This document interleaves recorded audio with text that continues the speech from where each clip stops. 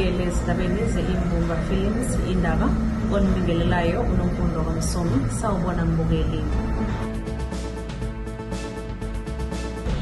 Umkhuzi wamaphoyisa KwaZulu-Natal General Nhlanhla Mkhwanazi uzobe seNewcastle Regional namuhla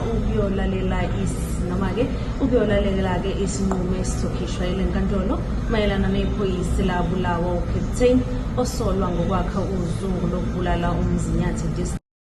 Igebengu ekade sikhuluma ngazo namhlanje esezishonile kade zidubulana namaphoyisa zu-105.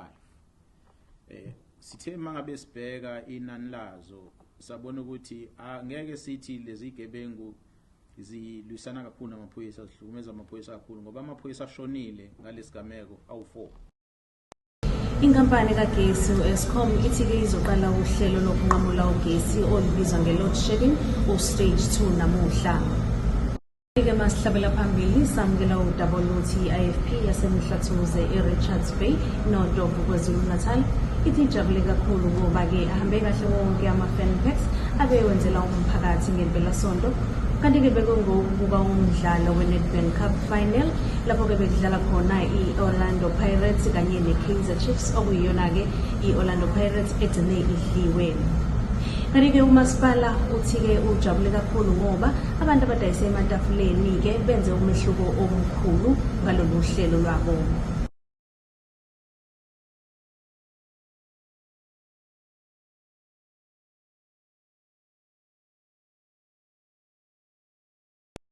Kanti-ke masigijima siyobheka lapha kweqeda isizungu kubikwa ukuthi leni kuyileyisasasa emidlalweni wakamuva kumabonakude amalanga wafani ku-SABC 1. Kanti-ke lokhu kuvezwe izibalo zakamuva ezithi inani lababukeli lenyukelele kubalelwa ku-2.4 million. Kanti-ke masiyobheka laphayana kwezemidlalo umqeqeshi uJose Riverio ucela abalandeli be-Orlando Pirates ukuthi-ke babekezele futhi banike isikhathi umqeqeshi uzothatha indawo yakhe kuleli qembu. Kanti-ke lokhu ukusho ngesikhathi evalelisa kubalandeli emuva kokwehlulwa-ke noma-ke emva kokuthi i-Orlando Pirates ihlulwe iLamontville Golden Arrows ngo-3-1 emdlalweni we-league e-Orlando Stadium eSoweto. Kanti-ke ngiyazibeka izindaba zethu zosuku zanamuhla uvalisa uNomfundo kaMsomi besihlangabeze kusasa ngesikhathi esifanayo.